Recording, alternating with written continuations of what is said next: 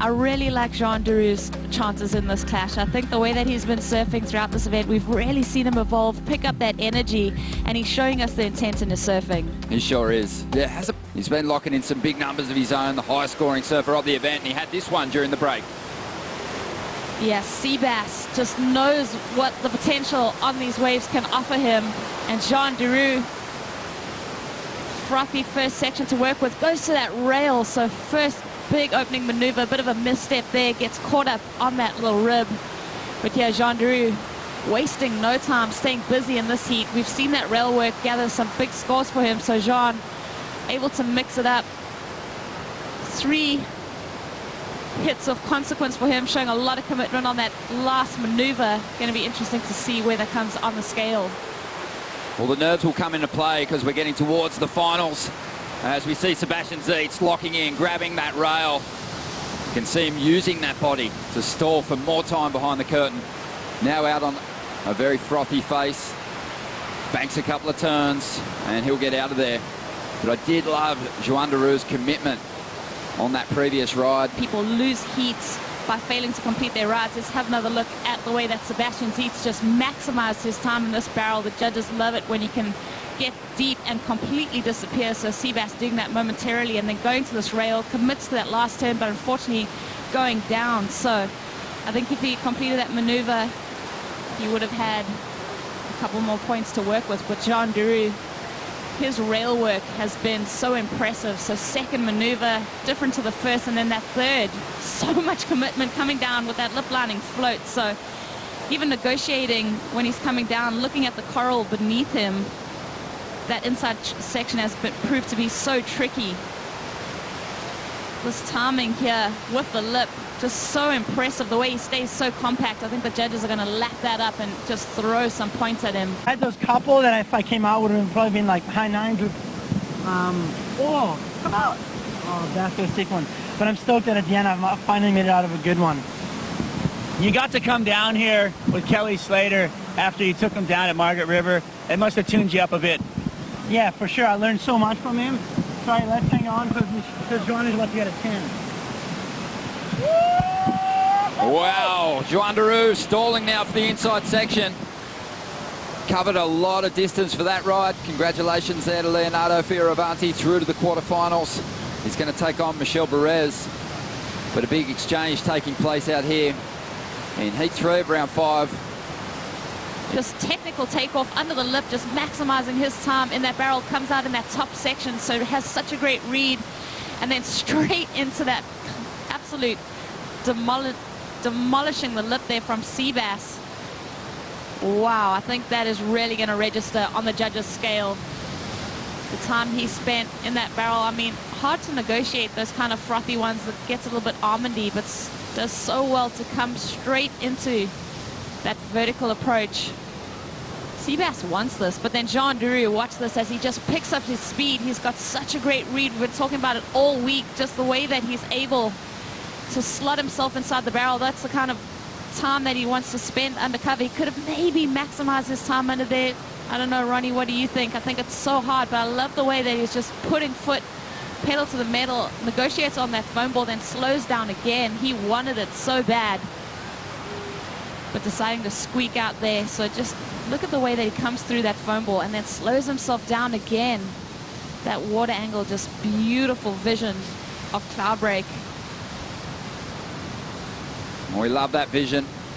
You know it's good when the surfers are doing their post-heat interviews and they're frothing. High-pitched screams as the surfers are getting barreled behind them. Well, here goes one of the craftiest competitors on the championship tour, Sebastian Zietz. Eyeing off something down the line.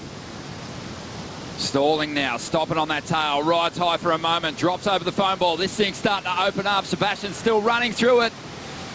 And he gets gobbled up inside. Wow. Well, that would have been an amazing run if he got through that barrel so deep. Let's get eyes on it. I mean, look at this set wave. Just so much opportunity down the line for Sebass. He knows that. His eyes are looking forward, gathering as much speed as he can to negotiate this section. High line, drops down, and then watch as he slams on the brakes right here. Oh, does so well to negotiate that stall again and travel through that little worm burner. Not little, actually, that thing is ravenous.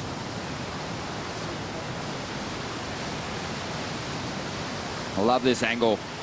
And it's really nice to see Sebastian's knowledge of this wave. Like Kelly Slater, just would never give up on a ride, no matter how stretched out it would be, because there is always that opportunity for points on the inside, and he almost made this one. Yeah, I think Sebass dropped into that one knowing what it was going to do down the line. You just watch the way that his eyes were focused down the line. Really tune in to get the update on what they need to progress through to the quarters here. Here we go, Joan Duru taking off. Just cruising at this point in time. Now the wave slows up. Another one of those beautiful carves. Starts thinking about a barrel here on the inside. Changes his approach again, goes to maneuvers. Another big one, but here is that double-handed stall straight into a nice pit. It's going to hold open for him. And a huge layback on the inside. His rhythm is just perfect with the pace of this wave at the moment. And you can tell how much fun he's had. Or he wanted this, he exercised his priority on this wave. We spoke about that section where you just gather your speed and the read is down. You could tell that carving maneuver, just biding his time. Another carve, so it does well to just read this wave and just pick his line appropriately. And then this barrel, just so much time spent hunting that down. Throws in the layback for good effort, for good measure, gets another barrel on the inside. So Joan Duru having the time of his life out in this lineup at the moment.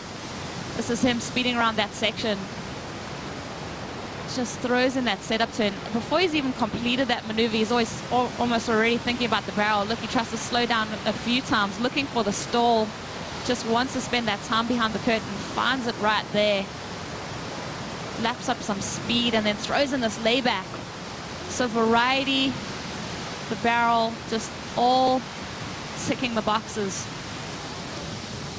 Joan Duru enjoying his first time with the jersey on here at Cloudbreak. He's had some of the best waves of the event. But in saying that, you still have to have the confidence to stall under this wave. It tends to want to race off without you.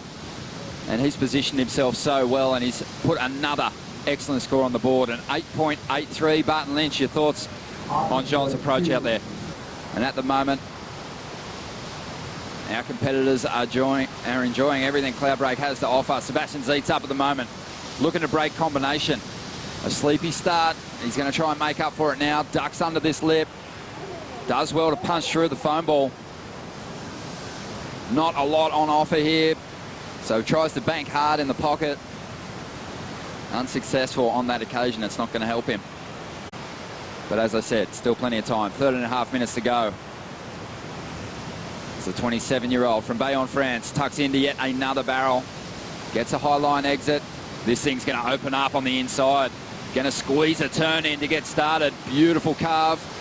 Just has that top turn straight into the double-handed stall down. And he just fails to punch through the doggy door there on the inside. 13 minutes to go. That it's going to get a little bit throaty on that inside section. You see he stays like in that top third of the wave, knowing that that kind of chandeliers a little bit and gets almondy, but then drops straight to the bottom and keeps himself in that position. This is where you're kind of looking for the doggy door if you're not coming straight out with a lot of speed. So we talk about that read that he has. He knows these different sections so well, especially the read that he has on the barrel. Staying in that top third section, squeaking out there through the lip, and then dropping to the bottom over here, burning that speed with the carve. So great to combine a maneuver with the stall. He really wanted to maximize his time in that one. Unfortunately, gets axed on the exit.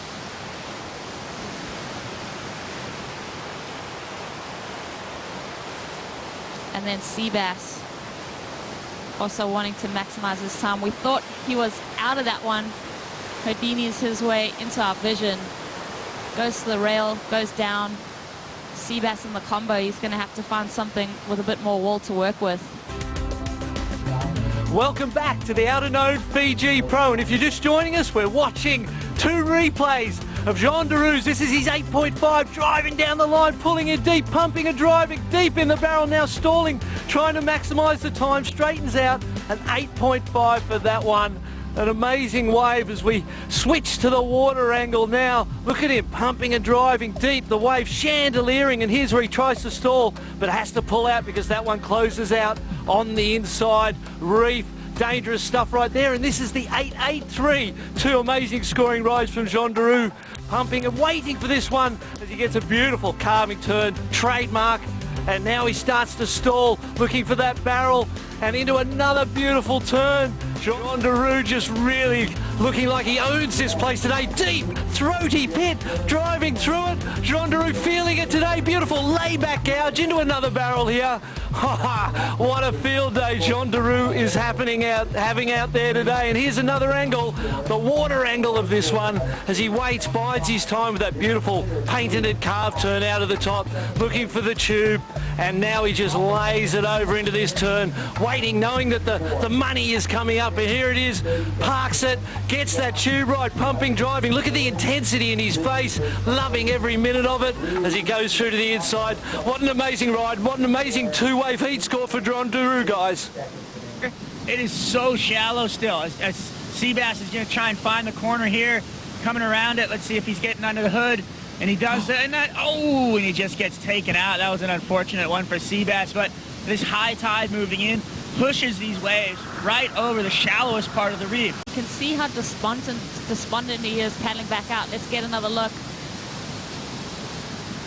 You can see the way that he's driving, trying to find, there it is right there, just acts completely off his surfboard, stopped in his tracks by that lip. This water angle gives you some perspective of just how much force was put on his shoulders.